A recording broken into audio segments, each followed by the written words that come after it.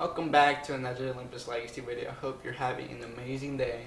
And as you probably read in the title, I'm gonna talk about one of the 7 deadly sins. So this is gonna be a 7-part series, and I want to talk about envy today. And the reason I'm doing this because I really should read the Bible more often as a Christian. You probably should too, but hit that subscribe button to read it together, because I'm guilty of that too. And yeah, I want you to be part of my journey, and spiritually and careerly. And yeah, let's get started. But first, what is envy? What is it, and why is it bad? Envy is an emotion which occurs when a person lacks another superior's quality, achievement, or possession, and either desires it or wishes that the others lacked it. Aristotle defined envy as pain. So, pain. What is pain? Hurt. What is envy? Pain. Envy is the root of all evil, as you probably heard before. Like greed, envy is characterized as inability to desire. However, there are two main reasons. Firstly, whether let's see what the Bible has to say about this. But before we see what that says, I'm gonna explain more in depth what it is and why it's bad. Jealousy and envy are emotions we all feel from time to time, right? We feel it time to time. But if they are allowed to become dominant on our lives, they will warp our perspective, keep us from realizing our personal potential. And in case they lead us into destructive behavior, without question, jealousy and envy impede our growth or to spiritual maturity. Yes, this is very true.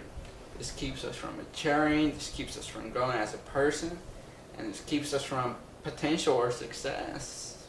We really shouldn't be envying someone because they either have something more than us, or I'm pretty sure I've been a victim of this before, but I can't remember why or when.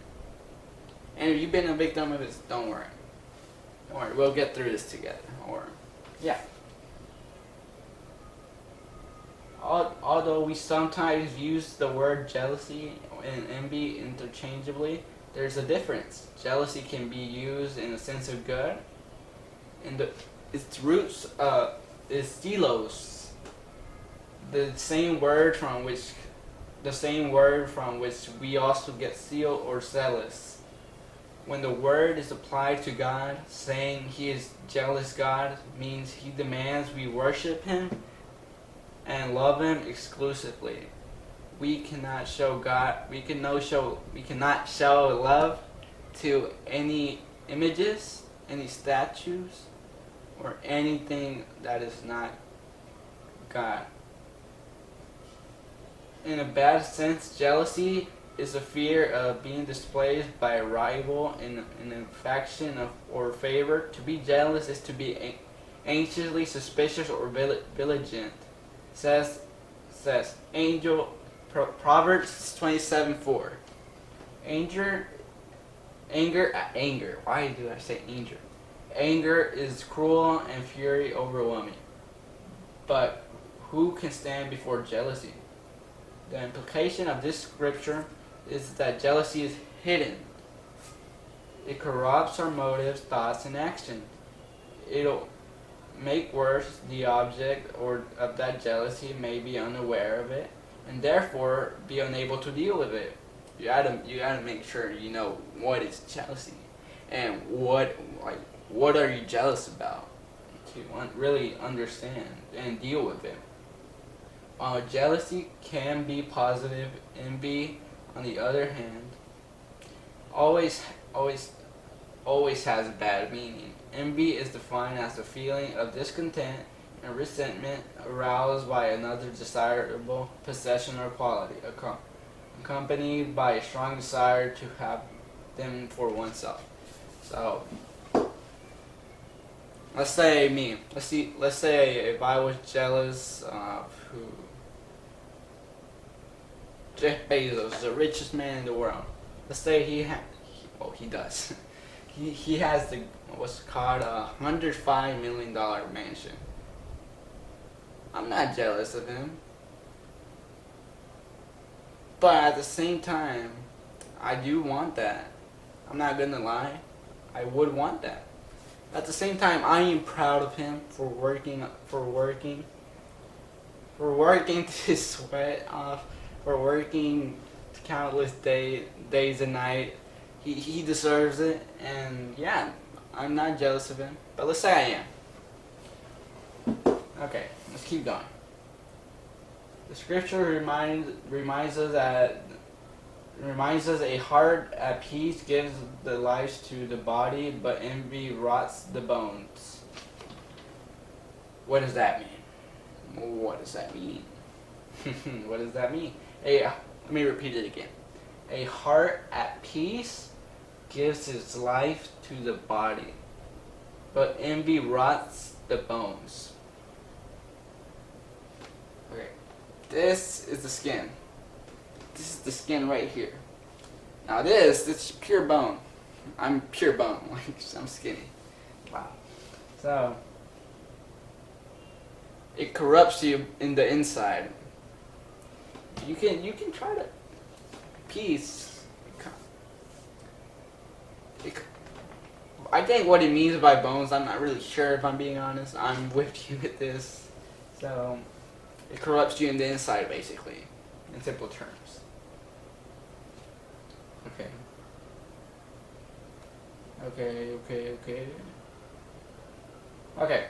With envy, you're gonna be dissatisfied. You're not gonna be happy. You're just gonna be dissatisfied. Maybe even depressed. So yeah. Okay. Let's see. This is a story about someone named Rachel. You can go check it out. I'm gonna probably put it in the link in bio. Not a link in the description. I'm new to this, but whatever. Then God remembers Rachel. He listened to her and opened her womb. She became pregnant and gave birth to a son and said, God has taken away my disgrace. She named him Joseph and said, may the Lord add me another son. Nothing was ever enough for Rachel.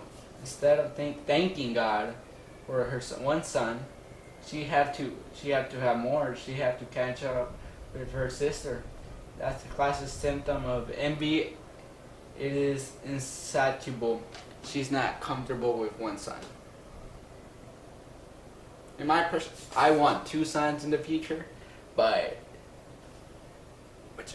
why are you complaining you only have 1 son? You should be proud.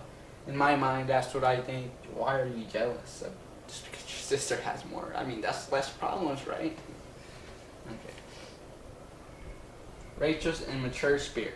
We see further evidence that Rachel's lack of maturity when God told Jacob to go back to his homeland. He told his wife his plans, and Rachel and Leah replied, do we still have any shares in the inheritance of our father's state? Does he not regard us as foreigners? Not only has he sold us, but he has used up what we paid for us. Surely all the wealth that God took away from our father belongs to us and our children. So do whatever God has told you. After 13 years. 13 years. After 13 years, 2 women were still bitter toward their father for the way he had exploited them, misery his actions has caused. But there was a difference in the spiritual quality of 2 women. One particularly thing Rachel did demonstrate after 20 years of knowing and living Jacob that his faith in God had made a little impact. Understand it. If you're still here, I want to see if you're still here. You're probably not even watching this.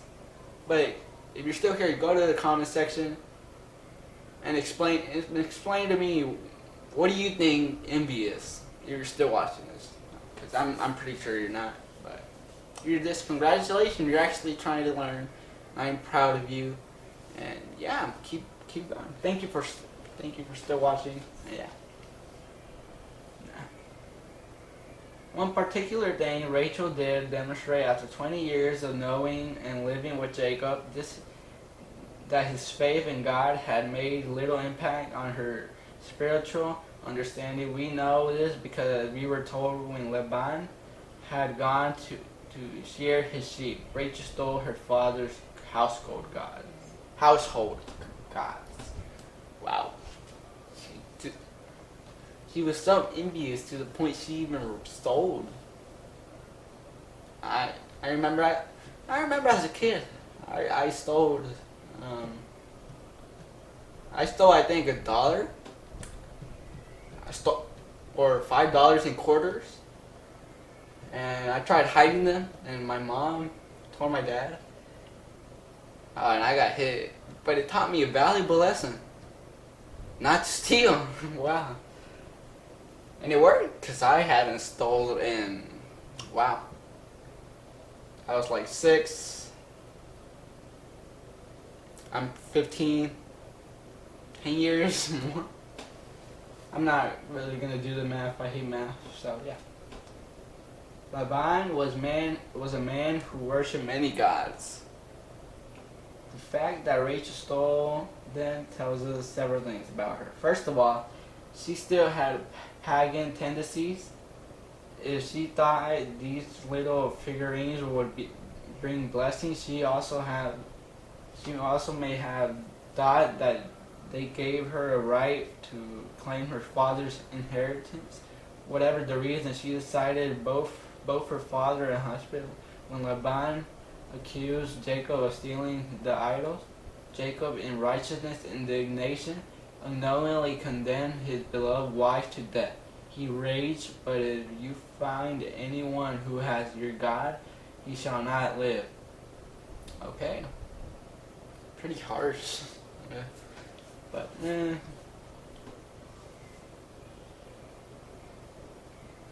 Are those some destructive emotions doing a number on you? In case you aren't aware of these symptoms of jealousy and envy, give yourself this test, taken from material and developed. Let me ask you this now. Do you work extremely hard to come out good looking? Looking good, I mean. Like, in the eyes of people. Do you examine others with a critical eye? Are you very critical? I like to critique. Like, I critique my dad's cooking every day. He kind of hates me for that, but whatever.